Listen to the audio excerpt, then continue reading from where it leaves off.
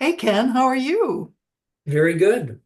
It sounds like you're pretty busy. We were just chatting a little bit about all the stuff, work stuff you're still working on and projects and Yeah, it's moved more to not-for-profits, but it's busier than I anticipated. so why don't we start off with tell us about yourself? Who's Ken? Where'd you come from? Yeah.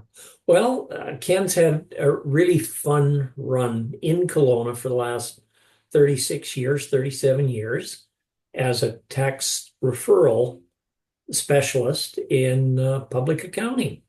And what that has meant, of course, is that I've worked with hundreds of individuals, mostly working through their direct accountants, but often directly with families and business owner managers to have efficient tax structures for their businesses to allow them to grow, allow them to save for retirement, and allow them to transition their businesses to new generations. So it's the background as a auditor and regular accountant moving into taxation was a long time ago.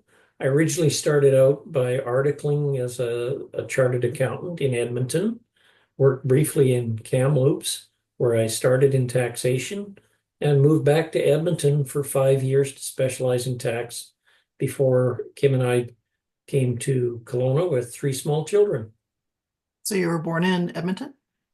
No, I was born in northern British Columbia, Oh, actually, where Kim grew up across the border. So we met a very long time ago, and uh, the process was moving from northern BC through Alberta for education, and then coming back to British Columbia to work, first in Kamloops in the early 80s when times were wonderful for the period that it lasted. And then we had a big recession in Western Canada, and then learning more of the craft in Edmonton before making my way to the Okanagan, where my parents were already living. how did you meet Kim? I met Kim when she went to visit her sister at Grand Prairie College about 100 years ago.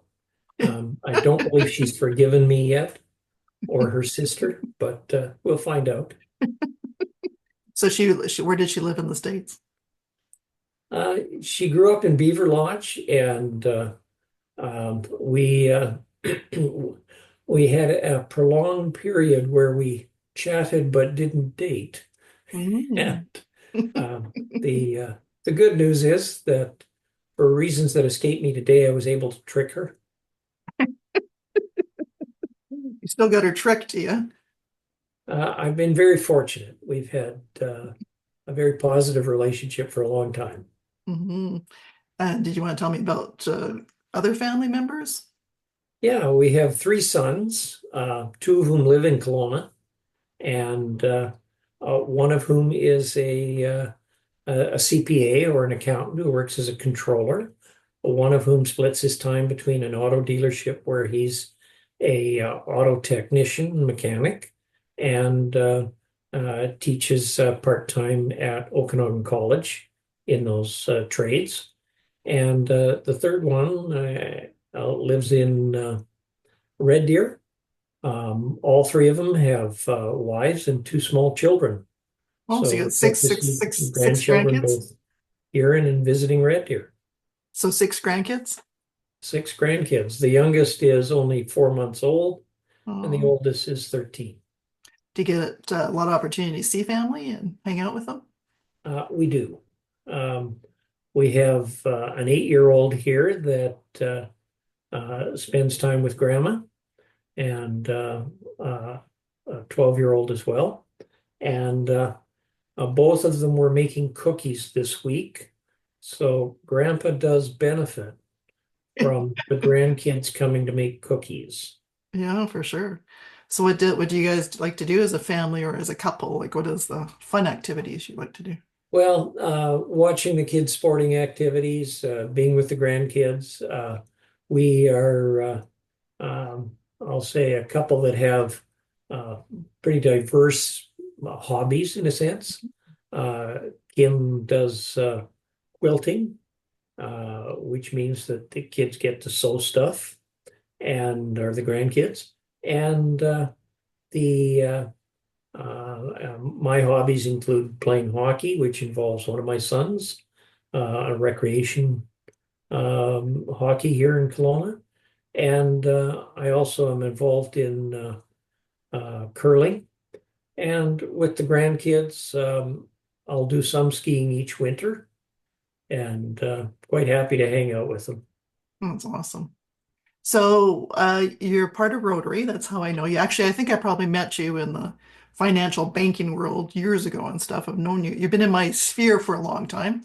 But tell me about your Rotary journey. Why did you join and when did you join? I joined 40 years ago. Wow. I was a 30-year-old in Edmonton, and it was a way to get more involved in the community and to serve the community. And it was very consistent with what I will call the times. If we roll back 40 years ago, Rotary was the primary business service social club or service club.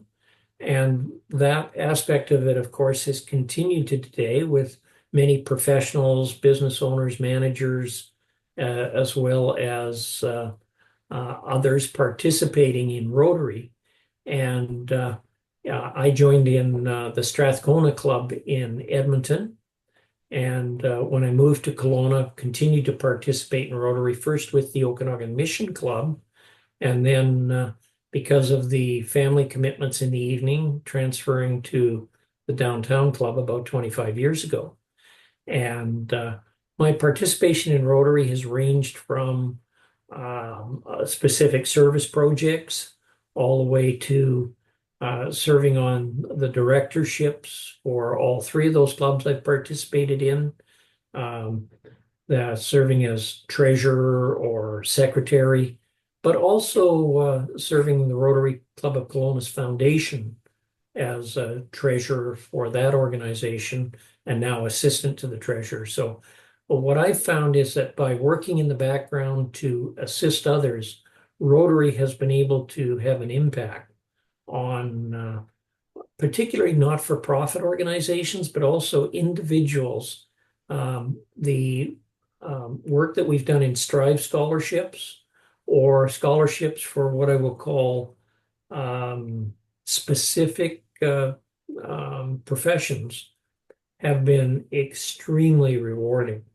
I mean, to be able to have an impact on an individual's life, keeping them in what I will call a circumstance where they can improve their education and stay committed as they get into their careers is fantastic. I mean, a term we used to use was that if we can convince a student who would not otherwise participate through advanced education, whether it's for the trades or for the professions, that can be $1 million difference to their earnings over their working careers.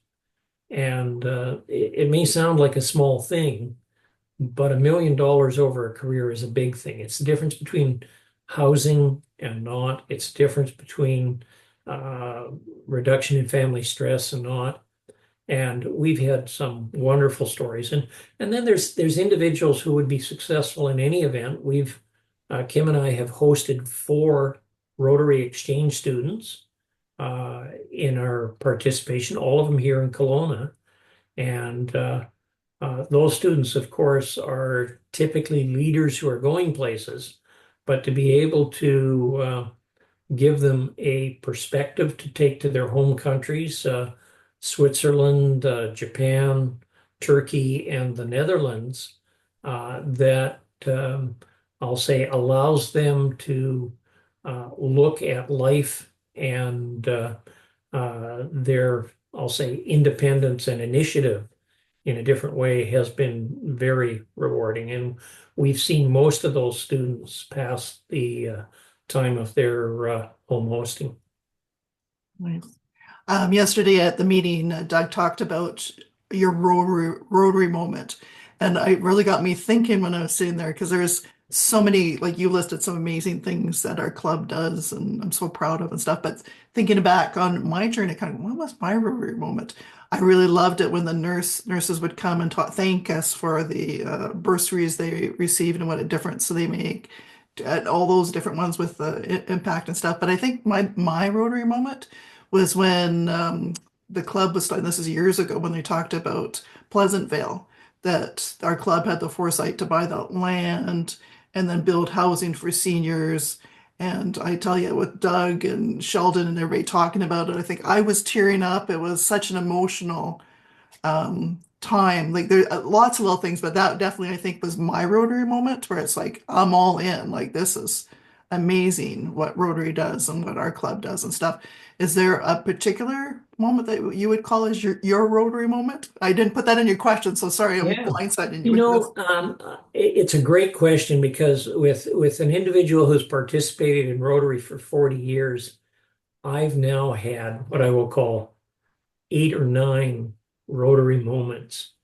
And they are, in fact, fabulous. And most of them involve Rotarians who have demonstrated leadership, commitment, contribution that is both impressive and is an incentive and an example to say, if that individual can carry with them those individuals to a better place, it's really easy to put in the time to support and enable those things to happen. I mean, we've seen some things that appear, I'll say, modest in terms of their scale, but their implications are unbelievably big at the other end.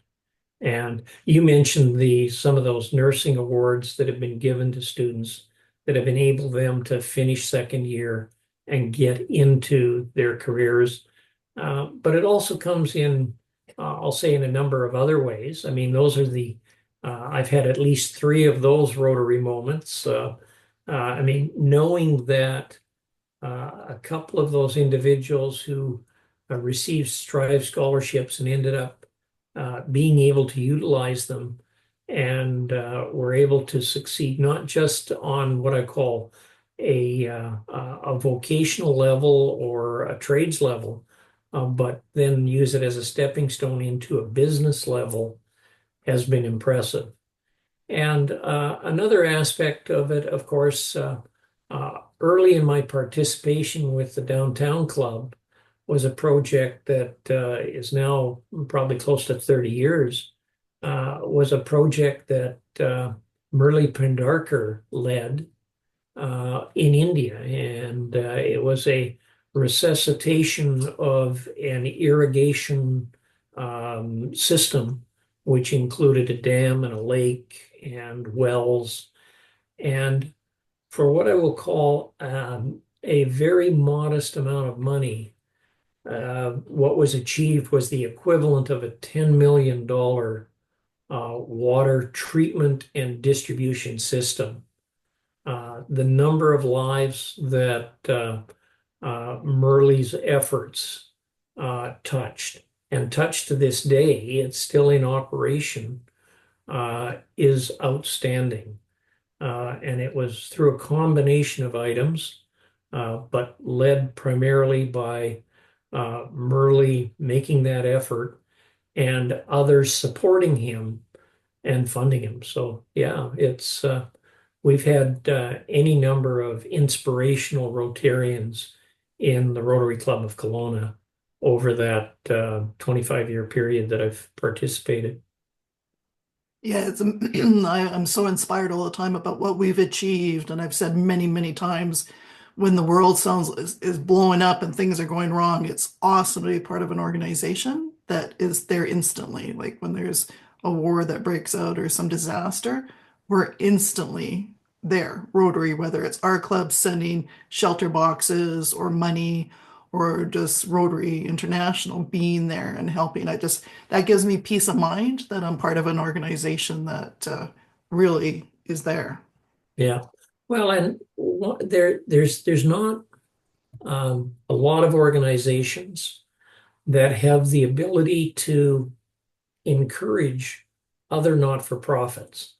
Um, there are funding mechanisms for certain not-for-profits. I mean, our community has others who contribute, I mean, particularly United Way, but there are any number of organizations that are not eligible or what their immediate needs are not able to be supported. And being able to remind those volunteers and those contributors in those organizations that they are supported can go a tremendous way, because many of those individuals are in a sense in the trench 5 nights a week or 5 days a week or 7 days a week, or maybe it's just a few hours here and a few hours there, but uh, having the tools to do their job makes it so much easier for them to volunteer and them to contribute and help others.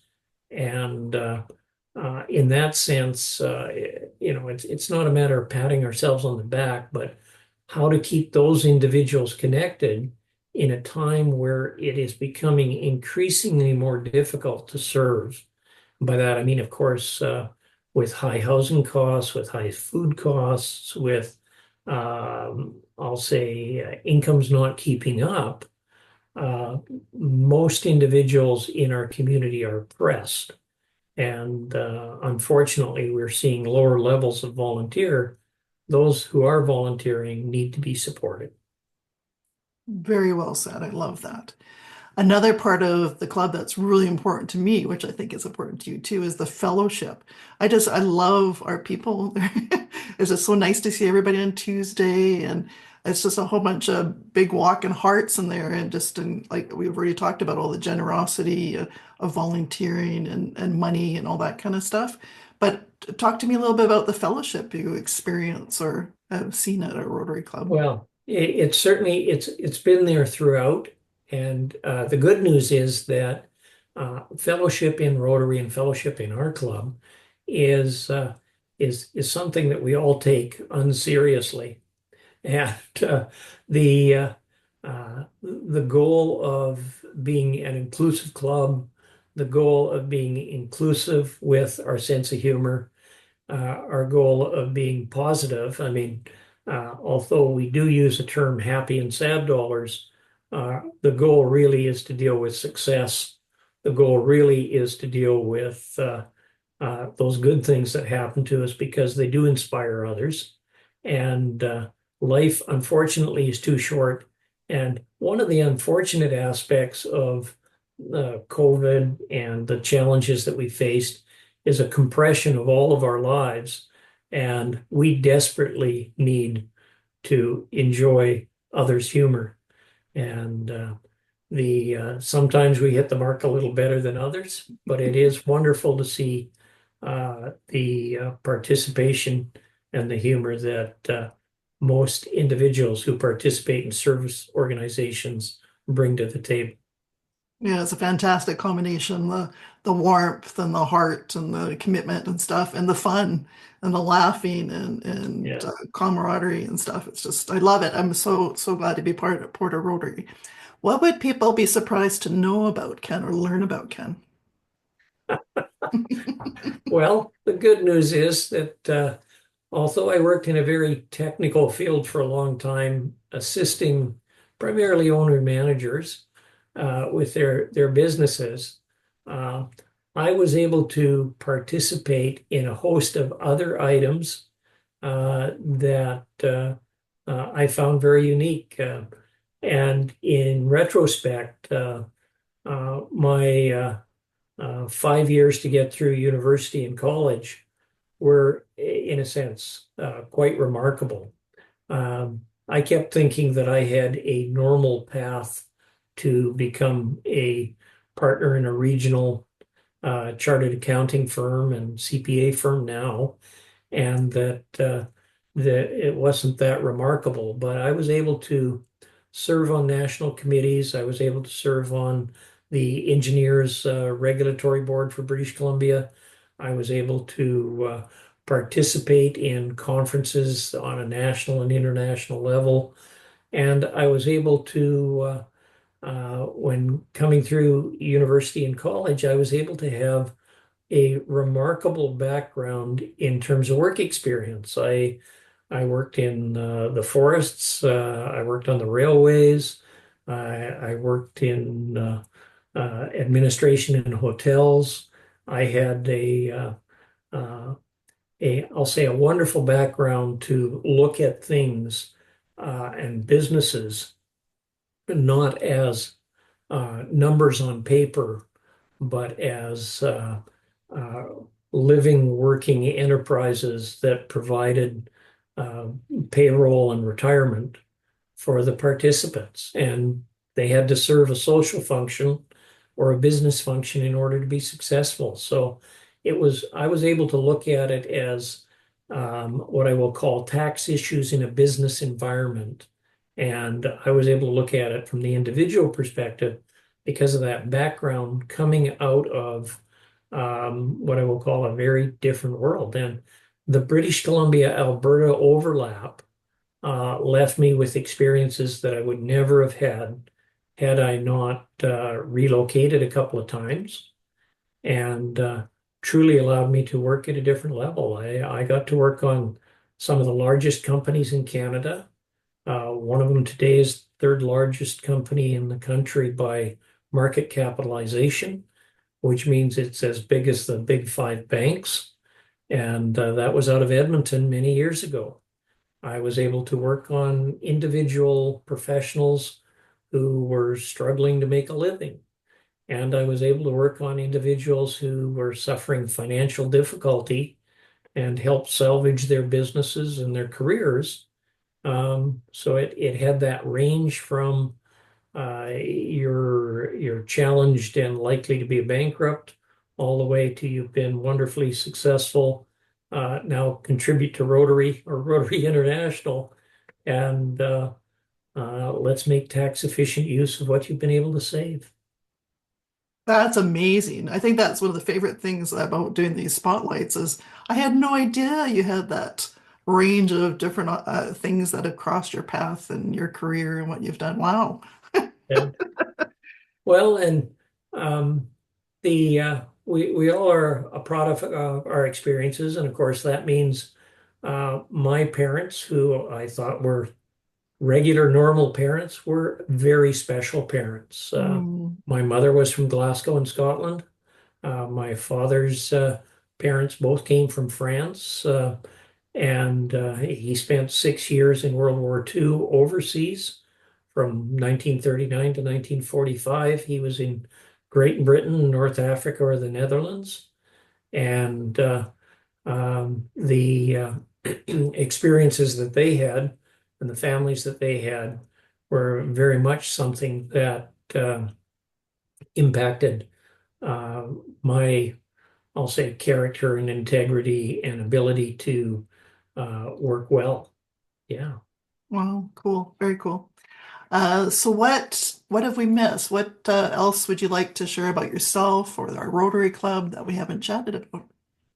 Well, I think the important thing is that Rotary offers something that you cannot access otherwise. That is the ability to meet people from a range of backgrounds in the community, inspiring people, positive people, and people who are committed to assisting others is a wonderful opportunity, and one which I would encourage anyone to pursue because uh, particularly over the last 40 years that I've been in Rotary, it's become increasingly specialized in the business community and in careers.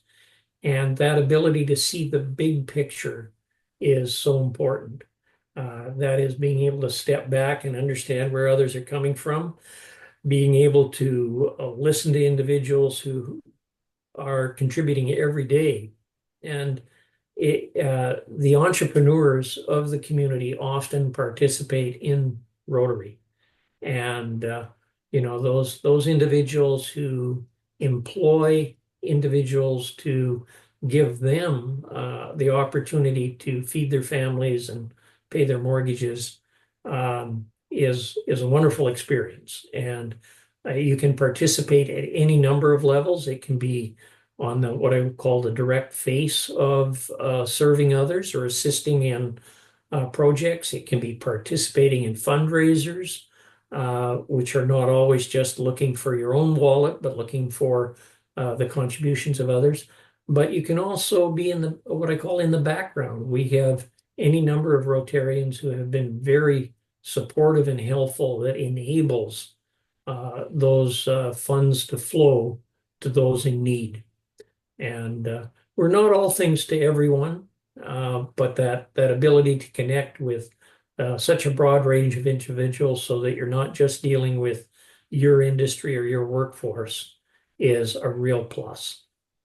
I've so many presentations that have been given to us on our Tuesday meetings and stuff always surprises me, like learning about the cherry crops and how that happens. And yesterday with train construction and all, it's such a wealth of information of different local businesses and what makes up our community. Like I didn't even know.